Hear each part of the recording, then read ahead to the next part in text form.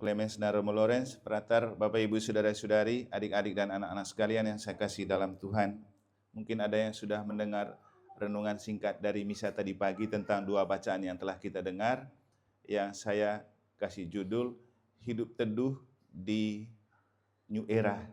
Artinya bagaimana kita bisa tetap memperoleh keteduhan hidup ketika era baru menghiasi hidup kita seperti milenial seperti sekarang. Karena kalau kita mau jujur, dengan dunia yang makin maju dan hingar-bingar, satu hal yang menjadi kebutuhan terbesar dalam setiap batin adalah ketenangan dan keteduhan. Susah untuk mendapatkan ketenangan dan keteduhan dalam dunia yang hingar-bingar, yang majunya bukan main seperti sekarang. Apalagi beberapa hari lagi kita mau nonton MotoGP, susah dapat suasana teduh. Tapi bukan lalu berarti kita tidak bisa mendapatkan kesempatan itu. Ya, nanti bisa dengar lagi di sana ya.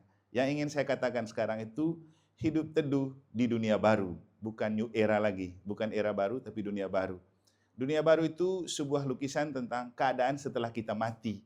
Karena kita tidak lagi berada di dunia lama seperti yang kita alami di dunia, yang oleh pengkhotbah itu dilukiskan dengan tidak ada yang baru di dunia ini di bawah kolong langit, di bawah matahari. Dan saya rasa kalau kita coba menyadari memang benar. Kita bangun pagi, matahari terbit, dia lihat rumah Pak Jupen di sini terus, tidak berubah kan? Tidak ada yang baru. Dia lihat Pak Jupen sama ibu seperti ini saja modelnya. Dia lihat Pak Uki dan istri juga seperti itu saja modelnya. Jadi setiap matahari terbit, dia melihat muka kita yang sama, model kita yang sama, dunia kita yang sama, alam kita yang sama. Sehingga pengkhotbah bilang memang tidak ada satu yang baru di bawah matahari. Tapi kalau kita mati, matahari tidak bisa lihat kita lagi. Kenapa? Kita sudah di bawah tanah. Dia mau lihat apa lagi? Tapi untuk kita, kematian adalah hidup baru bersama Tuhan.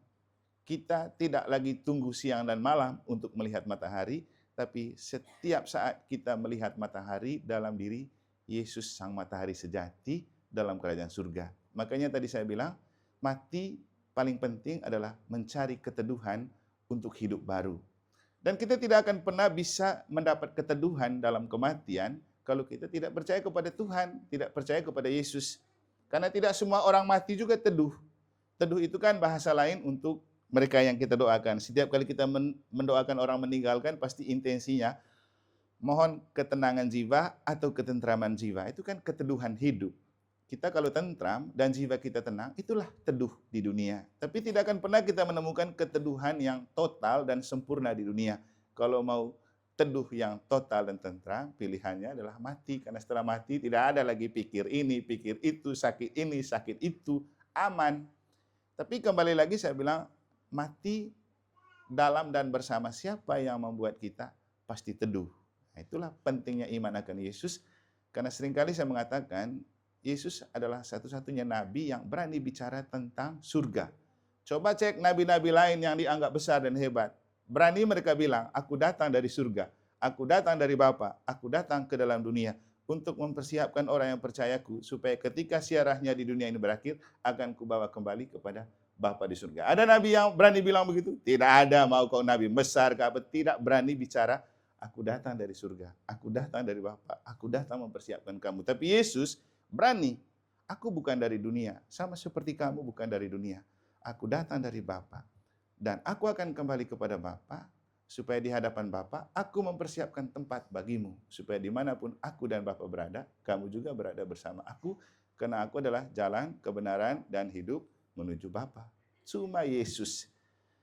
Dan kenapa kemudian malam hari ini kita merayakan Ekaristi? Karena kita tahu Ekaristi adalah investasi menuju surga. Kan harus kita paham itu. Kita harus melihat Ekaristi sebagai investasi surga, karena Ekaristi adalah saat di mana suasana surga dapat kita rasakan di dunia, karena hanya dalam misa kita bersama para kudus dan para malaikat di surga memuji dan memuliakan Allah. Seringkali saya bilang sebelum mengucapkan kudus, kudus, kudus, kita kan berseru bersama para kudus di surga, para malaikat di surga. Atau seringkali juga saya katakan di gereja kita itu sudah punya filosofi dan teologi yang sangat bagus. Mulai dari bumbungan paling atas di belakang altar itu ada gambaran tentang surga, kemudian ada meja perjamuan, dan di bawahnya ada orang merayakan Ekaristi. Kenapa? Kita merayakan Ekaristi karena kita sedang berada bersama para kudus untuk menikmati suasana surga di dunia dalam roti yang turun dari surga yang kita terima dalam misa. Maka kalau mau teduh dalam hidup abadi dan hidup baru, cintailah misa, teruslah mencicipi Ekaristi, karena waktu misa dan Ekaristi itulah kita mencicipi Tuhan dalam sabda, juga dalam tubuh dan darahnya. Para Romo, Bapak Ibu, Saudara-saudari, malam hari ini kita harus bersyukur kepada Tuhan, dan kalau istilahnya orang ME itu apa? Highlights dan don't like. Bukan don't like. Highlight itu artinya pengalaman-pengalaman yang membuat kita merasa ditinggikan, membuat kita merasa bahagia. Kalau saya sih malam hari ini misanya membahagiakan karena apa? Dihadiri oleh mantan deken, dihadiri oleh mantan pastor paroki, dihadiri juga oleh Romo Cece, dan ada 3 imam. 3 itu selalu memberikan simbol kesempurnaan. Entahlah karena apa sehingga kami bisa bertiga, tanyakan kepada Pak Juven sama Ibu. Karena ini adalah jawaban atas iman mereka. Dan yang membuat saya merasa sangat berbahagia itu begini, ketika masuk di kamar, kita mau ganti kan, saya lihat Romo Cece kok keluarkan kasula yang dipakai di GBK, misa bersama Paus. Saya memang tadi dari sana datang dengan mempersiapkan kasula yang saya pakai waktu misa di GBK, hanya mau supaya rahmat yang kami terima dari Paus di GBK, kami bagikan juga kepada Bapak Ibu dengan memakai kasula ini. Saya yakin Romo Cece punya sudah cuci ya. Saya punya belum cuci, karena saya mau supaya melekat terus debunya. Dan saya mau pakai di saat-saat saya misa, sebelum dia benar-benar kotor kan. Dan waktu itu ini jubah kasula yang saya pakai di kursi tempat duduknya Paus. Makanya saya tidak mau cuci. Kalau kayak Cece punya kan tidak. Ini juga kasula yang saya pakai waktu saya foto sama Lyodra. Jadi kalau ada yang level selebriti dan fans sama Lyodra, pegang saja jubah saya, kasula saya ini. Pasti seperti berjumpa dengan Lyodra. Tapi yang mau saya katakan begini. Ya, kesempatan dalam kesempitan, karena setiap kesempatan itu rahmat. Sayang kalau dilewatkan. Nah, Romo Cece pasti mau dia selfie waktu itu, tapi terlalu jauh dari jangkauan. Tapi begini, yang saya buat merasa saya kagum itu, kok bisa kita bawa sama-sama kasula ini, padahal kita tidak sepakat untuk bawa kasula ini. Ya, so sweet kan? Jadi highlight gitu. Dan akhirnya itu yang membuat saya merasa bahwa, ini spesial sekali ini bapak-bapak dan ibu-ibu yang kita doakan. Dan lebih spesial lagi Pak Juven bersama istri dan anak-anak. Dan lebih spesial lagi ada apanya? Kalau ada highlight, ada downlight. Downlightnya saya lihat begitu Romo Lau datang, Ibu Angel langsung menangis terharu. Saya sempat sedih juga lihat mereka menangis. Ada apa ini? Ternyata air mata bahagia karena berjumpa lagi dengan seorang maskot. Dia bilang, oh ini bapak. Akhirnya kami yang anak ini pura-pura keluar ngobrol sama Pak Juven, biar bapak dan anak bisa melepaskan rindu. Ini nih hal-hal yang perlu kita maknai untuk membuat kita bangga. Bahwa itulah kebahagiaan dan keteduhan hidup ketika kita melihat segala sesuatu dalam campur tangan Allah. Memang tidak ada yang baru di bawah kolong langit. Yang bisa adalah kita memaknai setiap kenyataan yang lama dengan cara yang baru. Dan tidak akan pernah kita memaknai yang lama dengan cara yang baru kalau kita tidak membiarkan Roh Kudus bekerja di dalam diri kita. Dan malam hari ini kita bersyukur karena Tuhan memberikan melalui sabdanya suatu jaminan kepada kita, kepada keluarga yang kita doakan, bahwa mereka pasti mendapat keteduhan dalam hidup abadi karena mereka kembali ke matahari sejati, yaitu Tuhan kita Yesus Kristus, untuk menikmati surga. Dan paling penting untuk kita adalah mari kita hidup untuk mencari Tuhan, karena akhirnya kita harus hidup bersama Tuhan dalam hidup abadi. Jangan mencari Tuhan untuk kepentingan lain seperti yang dilakukan oleh Herodes. Dia memaksa diri untuk mencari dan berjumpa dengan Yesus, ternyata punya motivasi terselubung. Karena ia takut popularitasnya terganggu dengan Yesus yang populer, seperti dia kalah populer dengan Yohanes Pembaptis yang dia sudah penggal kepalanya. Dan dalam Injil hari ini kita mendengar bagaimana dia ketika mendengar cerita ada lagi seorang seperti Yohanes Pembaptis, dia nekat mau bertemu dengan Yesus. Tapi akhirnya kan tidak juga. Kenapa? Ya, Tuhan punya rencana lain, manusia punya rencana lain. Paling penting kita membiarkan hidup kita sesuai dengan rencana Allah. Karena kalau kita membiarkan hidup kita berjalan sesuai dengan rencana Allah, kita akan selalu mendapatkan keteduhan dalam hidup. Sebaliknya kalau kita hidup dengan memaksakan kehendak di hadapan Allah dan di hadapan sesama, itu yang membuat kita susah mendapatkan keteduhan, dan yang ada adalah tekanan batin, sakit hati, dan luka batin. Kalau mau teduh, carilah Tuhan. Kalau mau teduh abadi, lagi tetap cari dan percaya kepada Tuhan.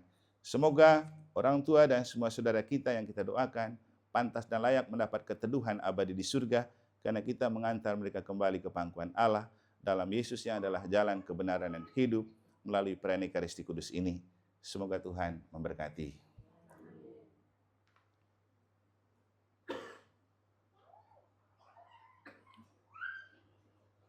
Mari kita lanjutkan dengan persembahan.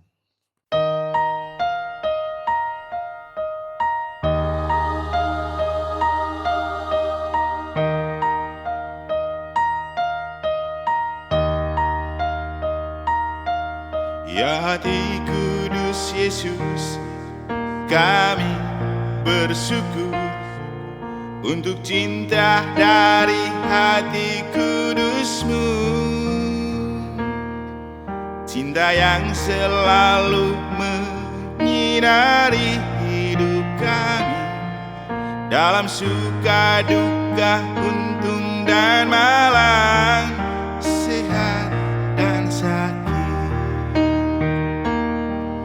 Kami juga bersyukur untuk kerahiman yang mengalir dari hati-Mu,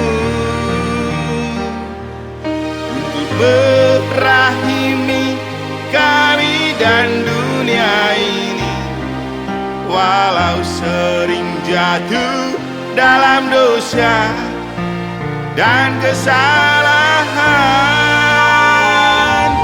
Ya hati kudus Yesus, Engkau selalu tahu gejolak hidup kami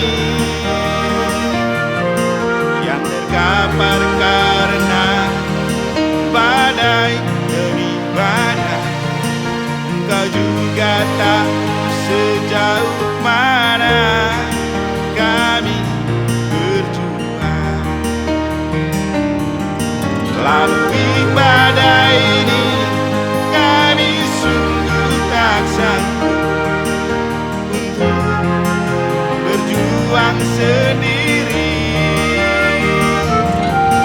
Namun kami punya harap dalam iman akan cinta-Mu yang takkan pernah berakhir.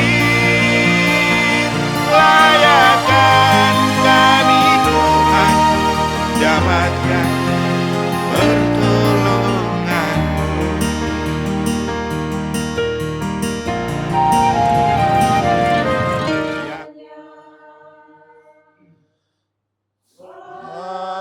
Angkatlah hati jiwa, mohon rahmat.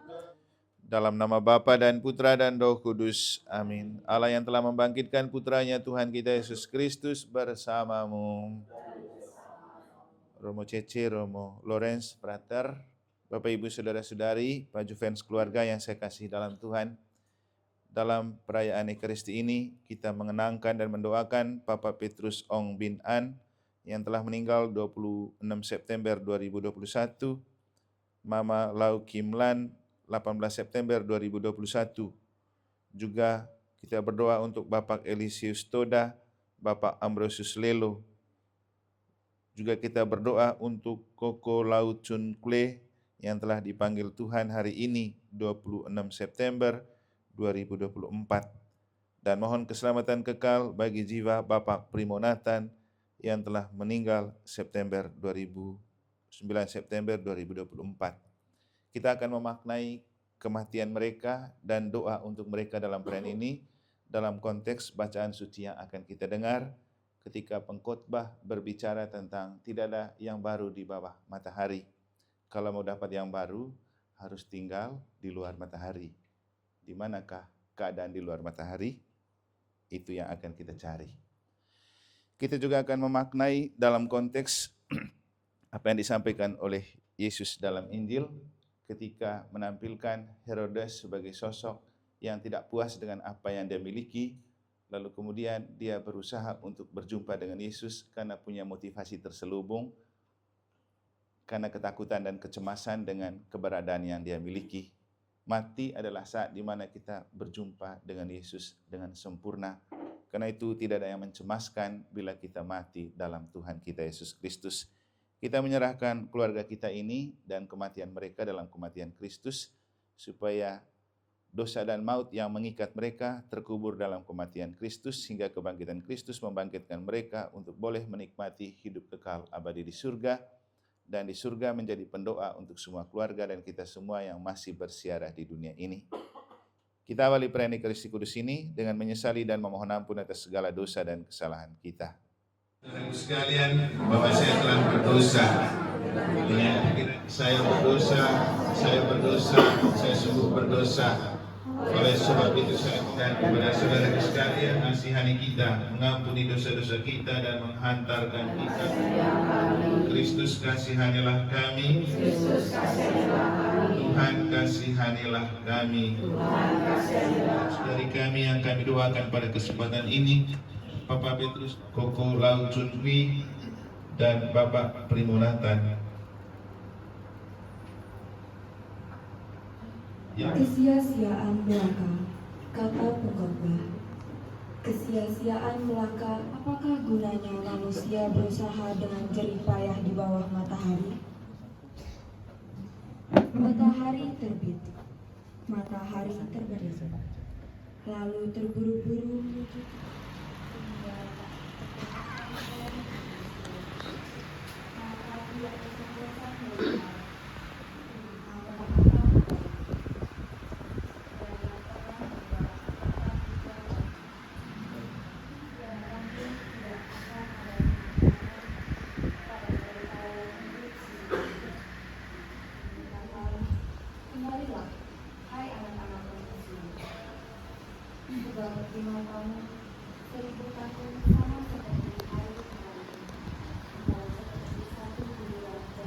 orang sampai kepada Bapa.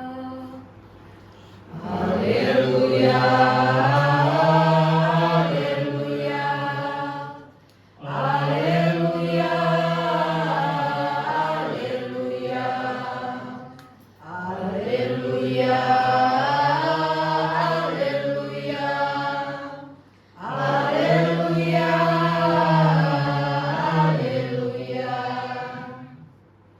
Tuhan bersamamu dan bersamamu. Inilah Injil suci menurut Lukas.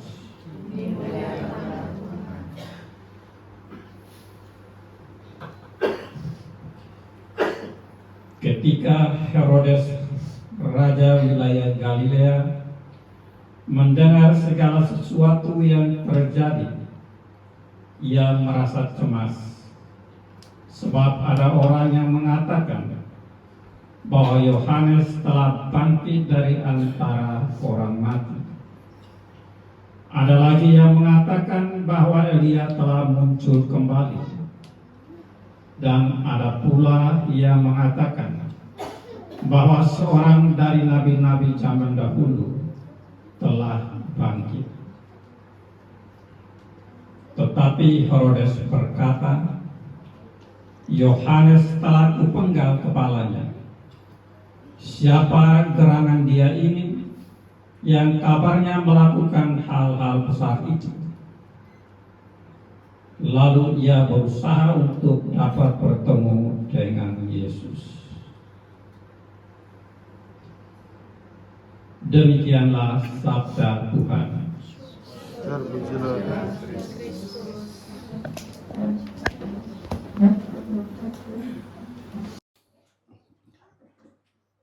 Di Palangkaraya, minggunya saya sempat diminta Pak Rocky ikut misa, lalu Selasanya izin Pak Rocky dipanggil Tuhan, kami makamin. Kemudian 9 hari persis ini tanggal 26, Bapak Petrus menyusul ruangannya di sini dan dikubur dalam satu lubang. Peti pertama ditindih peti yang kedua. Maka 3 tahun yang lalu dan sekarang terkenang lagi, kalau tadi nangis-nangisan itu apa maknanya semuanya kita nggak tahu. Apa kenang ini seperti yatim piatu, dan itu waktu pandemi. Ya. Happy birthday to you. Happy birthday to you. Happy birthday, happy birthday.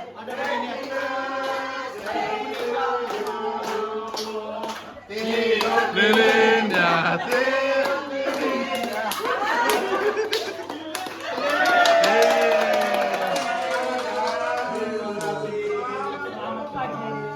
Orang mati kok ada beginian.